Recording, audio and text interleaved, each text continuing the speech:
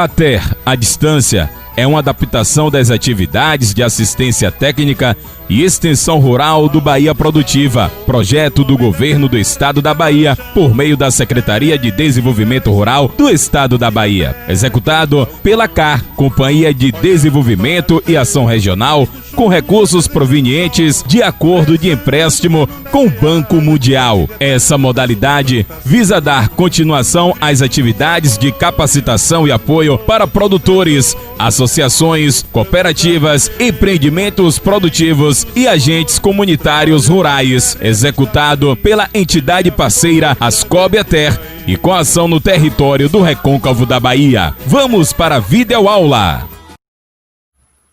Boa tarde a todos e todas. Mais uma live iniciando.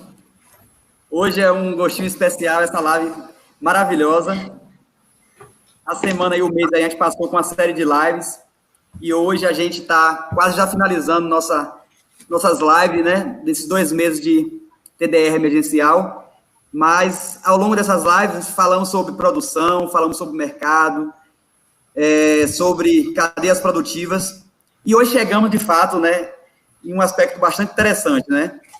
Qualidade de produto, por que esse produto, como armazenar, como vender. Então, nada mais justo de ter 2 nutricionistas aí para estar junto conosco, fazendo esse bate-bola aí conosco, para a gente estar levando informações necessárias ao homem do campo e a nossos ACR. Então, pessoal, já queria dar boas-vindas. Minha querida Edileide aí, de Governador Mangabeira, da Zona Rural, filha de agricultor. É um prazerzaço aí estar contigo aqui hoje, fazendo esse bate-papo. Nossa querida Ágata aí, americano, de Cruz das Almas, estudante também da UFRB.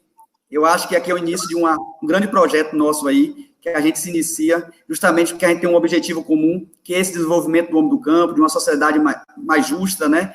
Então, pessoal, sejam todos muito bem-vindos aqui a esse espaço da Ascob. Através do Banco Mundial, através da CAR do Governo do Estado, a gente se propôs a fazer esse novo método de assistência técnica devido a essa situação que nós estamos enfrentando, que é o Covid, né?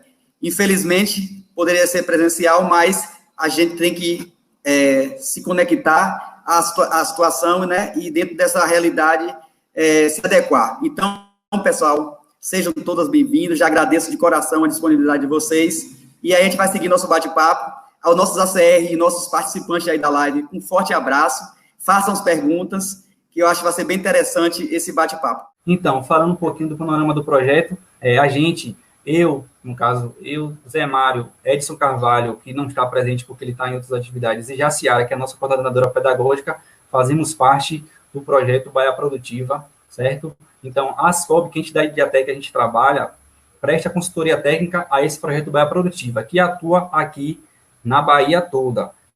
Basicamente, a Ascob, ela atua no território do Recôncavo. A gente vai desde Santo Antônio de Jesus ao município de Santa Amaro. A gente trabalha com 5 cadeias produtivas, que envolvem a fruticultura, com ênfase em citros, a galinha caipira, a gente trabalha também com a suinocultura, com o dendê e também com a mandiocultura. Então, grande parte do nosso público e os empreendimentos são voltados à cadeia produtiva da mandiocultura. Falar um pouquinho também de como é que está funcionando, como o Zé Mário até falou, esse ATE emergencial, né? Então, nosso trabalho, ele é aquele trabalho mesmo de contato. A gente tem contato com as unidades familiares, com as UPFs, que a gente chama, né, que é a Unidade Produtiva Familiares. A gente tem contato com as entidades, que são as associações, a cooperativa. A gente tem contato com os empreendimentos, que são os investimentos que essas entidades recebem do governo do Estado, certo? Em parceria com o Banco Mundial. Certo? Que o Bahia Produtiva nada mais é do que um acordo de empréstimo entre o governo do Estado e o Banco Mundial, certo? Quem executa o Bahia Produtiva aqui na Bahia é a CAR,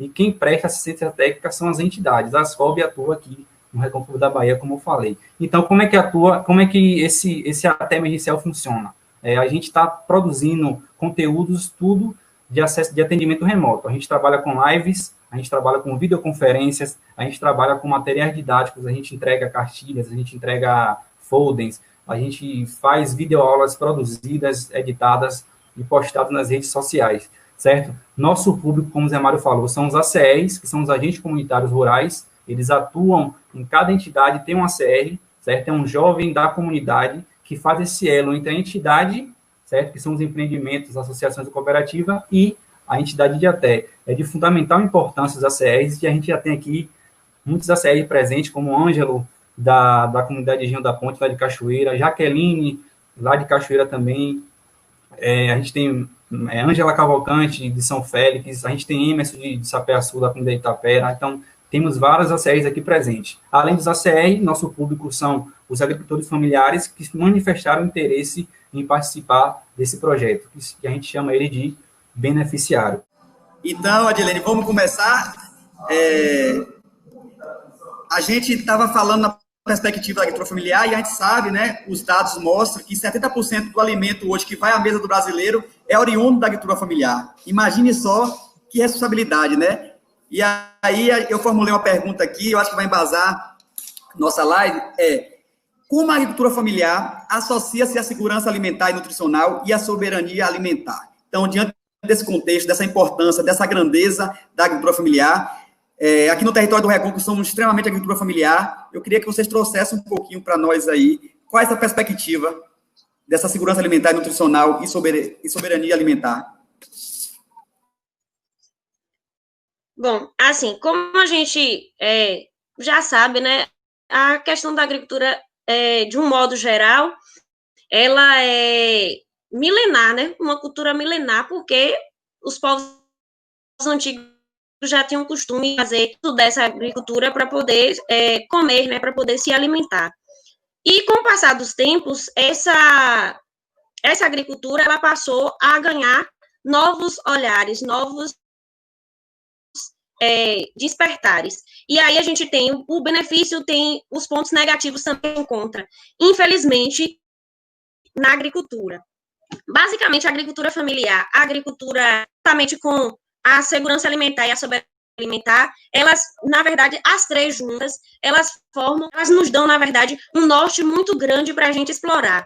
Porque a agricultura familiar, sem a agricultura familiar, a gente não tem segurança alimentar e a gente não tem soberania alimentar. E, basicamente, o que seria a segurança alimentar e nutricional, né? A segurança alimentar e nutricional diz respeito à qualidade dos produtos que a gente vai ingerir e o direito dos povos a comerem bem, a se alimentarem de maneira correta, mas não só se alimentar, a subsistência deles, como é que esse alimento chega até eles. Tem um autor que ele fala que comer é um ato político. Então, eu levo muito isso a sério, muito isso a letra, porque eu acredito que quando senta para se alimentar, a gente já faz uma escolha do que a gente senta para se alimentar. Então, isso é soberania alimentar. Por quê? Porque eu estou escolhendo me alimentar, eu estou desejando.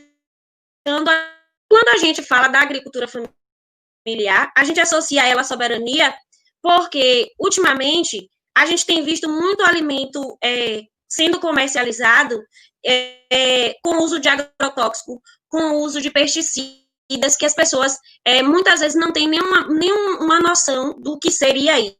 Então, a gente associar essa agricultura familiar à soberania nos mostra que eu posso escolher comer um alimento saudável, um alimento que está disponível e que é de fácil acesso e com a qualidade e principalmente eu que moro em comunidades rurais. Então, qual é o meu objetivo?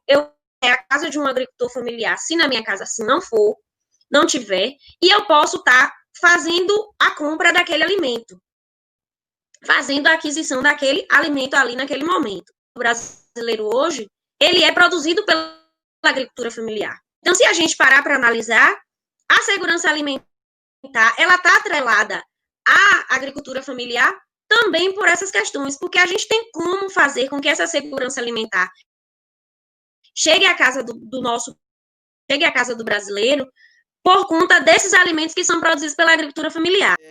A importância, né, da agricultura familiar para nosso território, para nosso Brasil. Então, a gente vê que hoje nosso PIB vem muito do agronegócio, mas o agronegócio são grãos, né, e a produção de grãos usa uma grande quantidade de agrotóxicos, né, de produtos químicos, né, e geralmente é para exportação, não alimenta nosso povo. Porque o pessoal pergunta, mas Mário, realmente é 70%? Sim, é realmente, porque tudo que em grande escala aqui é exportado e o que fica para nós é justamente o produto da agricultura familiar. Então, nessa perspectiva, é importante a gente falar. E aí, Edileide está voltando, e sua fala estava muito interessante, Edileide, na perspectiva, né, da importância desses alimentos na mesa do brasileiro, justamente, né, pelo esse valor. Então, você pode dar continuidade aí, sua fala. Pronto. Aí, como eu estava falando, como esses 70% desses alimentos que são produzidos e que estão aí disponíveis para essas pessoas, no caso, para a população, especialmente brasileira, e aí eu estava assistindo um vídeo que me chamou a atenção, que foi justamente um vídeo falando sobre a agricultura familiar e a segurança alimentar e nutricional, onde o autor do vídeo, ele fala que ultimamente ele não tem visto a segurança alimentar e nutricional acontecer. Por quê? Porque as pessoas têm ido mais ao mercado e menos às feirinhas para estar adquirindo esses produtos da agricultura familiar. E aí seria interessante a gente pensar em estratégias para levar essas pessoas até as feirinhas para estar consumindo esse produto. Por quê? Porque a gente precisa pensar que esse produto, ele é um produto disponível facilmente e com custo-benefício muito melhor, porque ele está ali próximo à nossa casa, né? Vamos dizer assim. Quem mora em comunidade rural sabe disso. E aí também eu trago para vocês uma experiência com relação a Santo Antônio de Jesus. Em Santo Antônio de Jesus existe uma feirinha da agricultura familiar, que essa feirinha acontece todos os domingos. Eu não sei como está sendo agora, nesse momento, por conta de tudo que a gente está vivendo, mas ela acontece normalmente no dia de domingo. E é muito interessante essa feirinha, porque as pessoas vão até a feira para estar fazendo a aquisição desses alimentos de maneira tranquila, saudável e com valor de custo muito em conta. E aí, quando eu falo também da nutricional, eu gostaria de chamar a atenção também para a questão do direito da posse da terra, que todos os trabalhos que eu fui ler, que eu fui observar, fala sobre isso. Que as pessoas, os agricultores familiares, eles têm um direito a essa posse de terra, para poder estarem produzindo esse alimento de maneira segura, de maneira sustentável. E aí, quando eu falo de sustentabilidade, eu também falo de biodiversidade. O nosso país ele tem uma biodiversidade muito grande de alimentos, e que muitas vezes essa biodiversidade, ela não é aproveitada, esses alimentos eles não são aproveitados. E aí a agricultura familiar vem aí para poder desmistificar isso e mostrar para a gente que existem possibilidades de se alimentar de maneira adequada, de maneira correta, e com alimentos culturalmente disponíveis para a gente, alimentos que estão ali ao nosso lado, que estão ali a todo momento com a gente. E aí, quando eu falo também da agricultura familiar com segurança alimentar, no momento em que a gente está vivendo, a gente para pensar também na economia, colocar essa economia para girar. Então, se a gente pensar que a economia, no momento que a gente está vivendo de crise, de pandemia, e a gente for fazer uso desses alimentos da agricultura familiar, e como eu disse, são mais acessíveis do ponto de vista financeiro, a gente coloca a economia para girar de volta.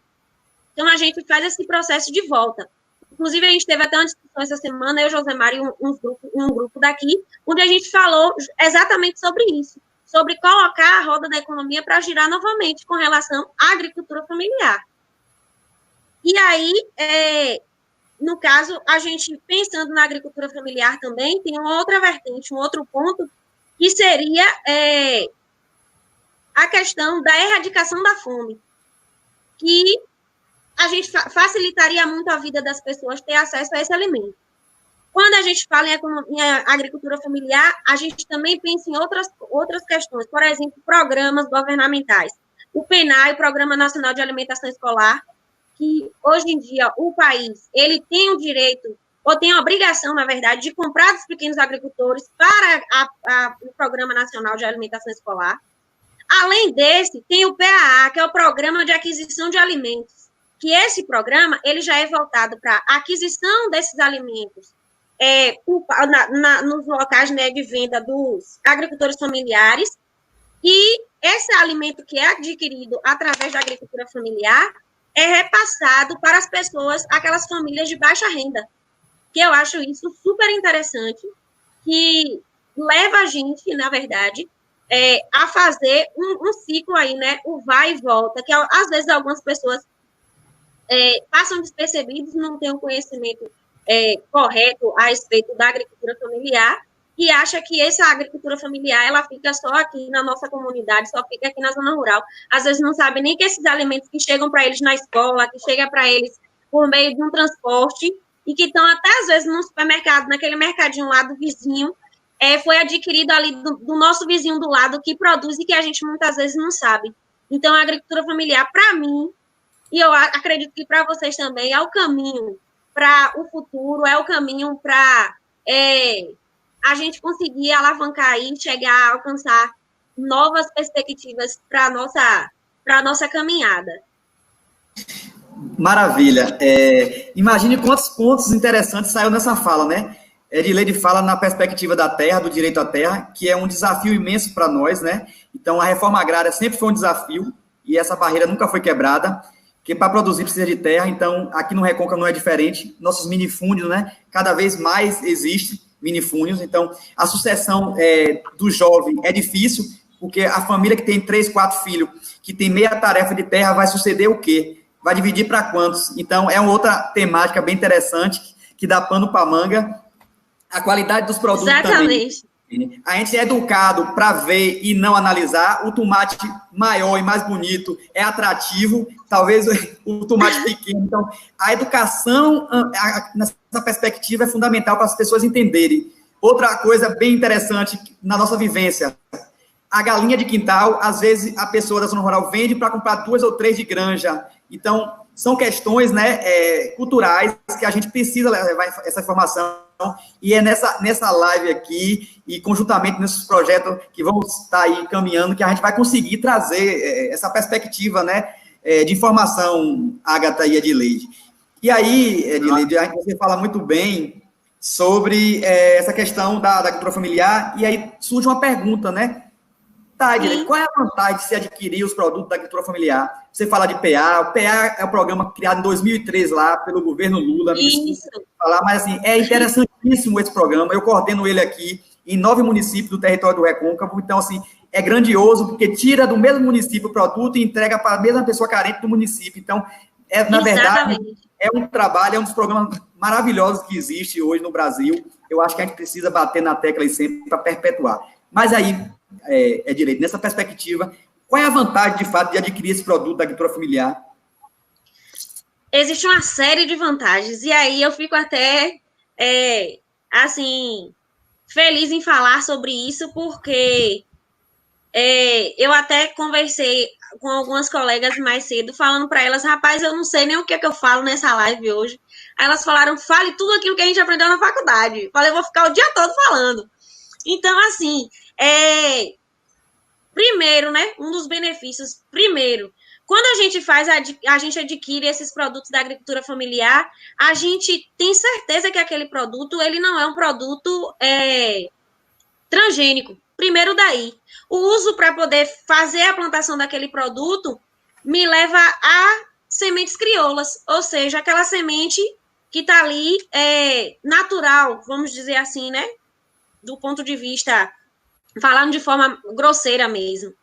E aí a gente também, outra vantagem, alimentos sem uso, como eu já disse, sem uso de agrotóxicos, são alimentos que estão disponíveis sem uso de agrotóxico, porque como você bem falou, a gente às vezes chega na feira, a gente é ensinado a comer primeiro com os olhos. Então a gente chega na feira, a gente vê aquele tomate enorme, bonito, brilhando, a gente fala, nossa, é esse tomate aqui que eu vou levar. Sem saber que o tomate que está ali, com a qualidade nutricional, do ponto de vista nutricional, do ponto de vista higiênico, e que é um tomate que está sem contaminantes biológicos ou microbiológicos, sem contaminantes, vamos dizer assim, sem contaminantes químicos, que está ali disponível, é aquele tomate pequenininho, sem brilho, que a casca dele está ali toda meio amassadinha ali, meio pequenininho. Então, isso aí é outra vantagem. Outra vantagem é o custo. Ele é de custo acessível, porque às vezes a gente chega na feira e a gente acha uma cestinha de tomate a R$2, a R$3, R$4. No mercado, normalmente a gente vai achar o quilo do tomate a R$7, a R$5, a R$6, ou até mais que isso. E esses tomates, como a gente falou, a gente não tem a garantia de que ele seja um alimento orgânico, um alimento da agricultura familiar. Além disso, eu parto também para a questão econômica. Eu vou estar ajudando o meu vizinho, eu vou estar ajudando o pessoal da comunidade rural a crescer, a se desenvolver. Sem falar também na questão da sustentabilidade. Quando eu adquiro um produto da agricultura familiar, eu estou pensando no meio ambiente. Por quê? Porque eles não usam os pesticidas, logo não agridem o meio ambiente. E eles fazem o uso da terra exploram a terra de maneira sustentável, de maneira eficiente, ou seja, não agridem a terra. Então, eu acredito que esses são alguns dos benefícios que a gente pode ter frente a isso. Sem falar também, a gente, utilizando esses alimentos da agricultura familiar, a gente tem outra questão também, a do beneficiamento. A gente usa produtos da agricultura familiar para o beneficiamento, ou seja, aquela cocada que a minha vizinha vende, ela pode ter comprado o coco de um agricultor familiar e beneficiou e fez aquela cocada. Ela pode arrancar uma mandioca no quintal de casa, extrair a goma da mandioca e fazer um bolo um bolo. Ela pode fazer um biscoitinho com aquela goma que ela extraiu, e isso é beneficiamento. Então, isso aí já é outra vertente, outro ciclo da agricultura familiar. Eu consigo fazer o beneficiamento daquele produto. Então, acho que esses são alguns dos benefícios que a gente pode ter fazendo uso da agricultura familiar, comprando, adquirindo desses produtores da agricultura familiar. Show, muito bom, Edilei. E você traz uma perspectiva também interessante, Agatha, aí logo em seguida na sua fala, depois de finalizar a fala de Edilene, é o que, se a gente for para as grandes capitais, os grandes centros, a gente vê que os produtos orgânicos ou agroecológicos têm um valor bastante alto em comparação aos produtos convencionais. Aqui na nossa região, talvez pelo conhecimento, as pessoas não querem pagar pelo devido valor que tem esses produtos. Então, conscientizar, informar sobre a importância nutricional, é muito importante, porque isso vai agregar valor também aos agricultores. Quando a gente parte para o mercado institucional, isso já é garantido. Os preços desses produtos já é garantido dentro do PA e do PENAI, um valor acrescido aí de 30% em alguns casos. Mas o consumidor da nossa cidade aqui, eles não identificam e eles não querem pagar o valor devido a esse produto. Então, precisa dizer que produto orgânico, produto agroecológico tem um valor, é preciso pagar mais por esse produto, porque a agricultura familiar não produz em larga escala, ele produz em pequena escala, uma vez que a propriedade dele é diversificada. Então, a gente precisa, de fato, valorizar esse homem do campo, porque o êxodo rural também parte muito da premissa, da desvalorização desses produtos da zona rural. Isso é bem interessante. E aí, Edileide, a terceira pergunta para você fazer seu fechamento da sua fala nesse momento a gente, para mim, foi uma novidade nesse mundo aí, porque eu trabalho com agricultura familiar há 15 anos, sou agricultor familiar, mas minha formação de pesquisa é solos e doutorado em ciências agrárias. Então, quando me falaram de punks, eu falei, punks, o que é isso? E aí, a gente viu que punks são nada mais, nada menos, de plantas que nós, por certas vezes, utilizamos na alimentação, mas muitas desconhecidas da população, que tem muito valor nutricional depois das informações. Então, o que é punks? Podemos falar em um processo sobre ela e sua relação com a agricultura familiar? Então, eu queria que você falasse um pouquinho o que é essas punks e qual é a relação com a agricultura familiar e qual a importância para as famílias dessas punks.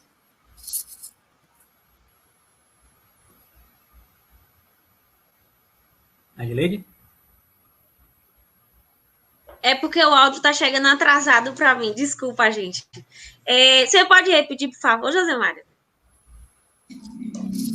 Eu queria você que falasse um pouquinho para conceituar, porque eu acho que tem, para além dos ACR que está aqui assistindo, tem muita gente que está assistindo aqui e não conhece o que é punks. E qual é a relação dessas plantas para a agricultura familiar? Então, fale um pouquinho aí, qual é a perspectiva, o que é isso, punks, Inventaram o nome aí, mas são plantas bem conhecidas nossas aqui no cotidiano.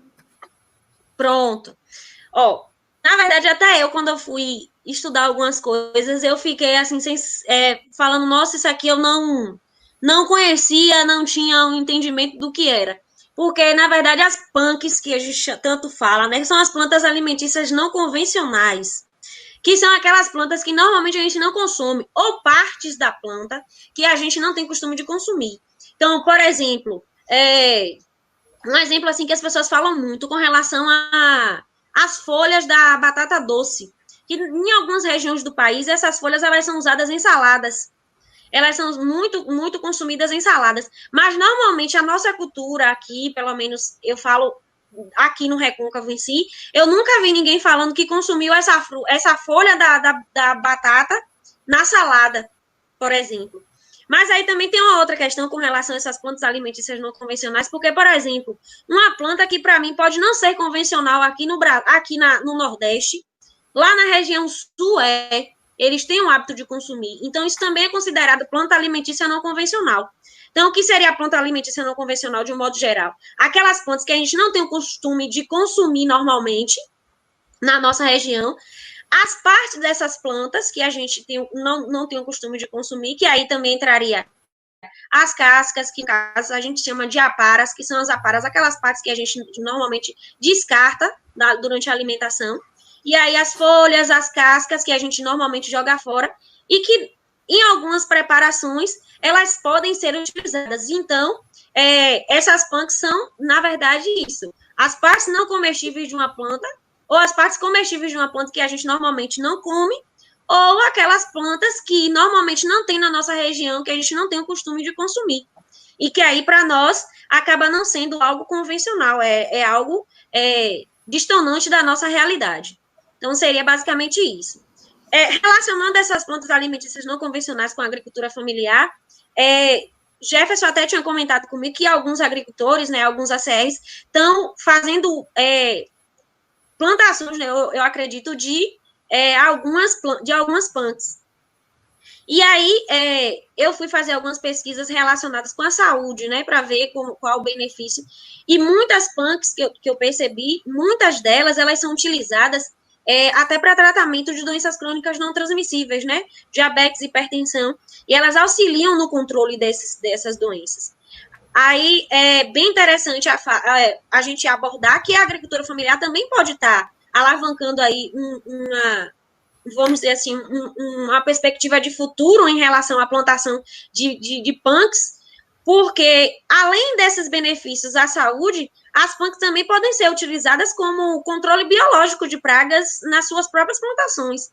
Além de também as plantações de algumas punks num determinado local, a depender da punk que foi plantada, ela pode favorecer, né, o cultivo de outras espécies de plantações ali naquele local. Ela pode servir como adubação. Em algumas pesquisas que eu fiz mesmo, elas citam bastante isso, a respeito delas servirem como adubação ao longo do tempo, quando plantadas em alguns locais, e uma adubação orgânica, né? E como controle integrado de pragas mesmo. Então, é bem interessante mesmo a gente falar sobre essas questões. Então, acho que o caminho que a gente está seguindo aqui é um caminho bem interessante, porque aí a gente já pensa também em questões futuras, né? Questão de sustentabilidade, biodiversidade e alavancar aí a agricultura familiar pelo mundo afora, porque já que ela hoje 70% dos alimentos são produzidos por ela, então vamos lá, né? Investir mais nisso para poder a gente chegar mais longe. Show de bola, Edilene. A gente vai passar para a Ágata, mas aqui só para fazer algumas participações importantes aqui. Geilson está falando nosso APR. Você é top demais, minha prima Ledinha. Então, assim, seu primo aí é um jovem da comunidade, parabenizando. Nossa companheira aí, ex-secretária de Agricultura, Rosicleide, parabenizando a equipe aí, importante a discussão para o fortalecimento da agricultura familiar. Temos que falar de agricultura familiar. Então, é importante a gente trazer essa temática. Eu sei que está sendo superficial, a gente não vai aprofundar, porque o tempo é muito curto, mas os ACR, vocês nutricionistas da casa, nós, Jefferson, Ascob, todo o nosso conjunto de atores aqui, a gente precisa, de fato, insistir nessa temática, porque assim a gente vai conseguir alcançar o sucesso aí que a gente tanto almeja aí. As pessoas precisam colocar isso como pauta de política pública. Então, Lidinha, essa é a fala, essa é a insistência, a gente vai caminhar com projetos pessoais, dentro das universidades, projetos políticos, a gente precisa, de fato, trazer essa temática e discutir. Eu acho que a participação social desses autores locais é importantíssima nesse processo. Por mais que a gente está em uma situação de Covid, mas só o fato de a gente estar levando, para além dos ACRs agricultores, informações, é um lado positivo desse contexto. Então, assim, já para mim, assim, uma satisfação imensa. Eu sou apaixonado pela agricultura familiar. E aí a gente vai, ao longo do tempo, falando das pessoas que estão entrando e parabenizando. E aí vai ter perguntas, Edilene, você responde em seguida, e aí a gente vai passar agora para Jefferson fazer aí o direcionamento aí com a Ágata sobre o ponto de trabalho dela aí. Tá bom, Jefferson? Manda ver aí. Boa tarde a todos e a todas novamente. Antes de eu passar a palavra para a Agatha, eu queria dar uma contribuição também na fala da nossa colega Edleide, né? Primeiramente, falar que a Ascob, pelo projeto Bahia Produtiva, também está introduzindo o trabalho da SAN, né, que é a Segurança Alimentar e Nutricional, nas comunidades aqui. Mas, então, a Ascob, junto com o Bahia Produtiva, está fazendo esse trabalho nas bases das unidades para levar a segurança alimentar para os agricultores, porque se faz necessário de fato. E aí, dentro desse trabalho, tem a inclusão das plantas punks, certo? Tem a inclusão de culinárias, tem as plantas punks, a gente está introduzindo nas comunidades aqui, a gente já introduziu lá em Governador Mangabeira, em Queimadas, a gente já introduziu em outras comunidades aqui também do projeto Bahia Produtiva, mas é importante falar algumas coisas que você situou. Temos alguns dados aqui importantes a falar, né, que são até dados voltados tanto para o Brasil como para a Bahia, né, que são uns dados da Organização das Nações Unidas, que é a ONU, e ela fala que o Brasil, né, foi feita uma pesquisa mundial da fome envolvendo todos os países no mundo. E o Brasil, ele estava com a margem de 5,2 milhões de brasileiros que passam fome nesse momento, assim, no contexto geral. E para vocês terem uma ideia, a população do Uruguai, ela chega em base de 3,2 milhões, ou seja, o Brasil tem mais gente passando fome do que a população do Uruguai.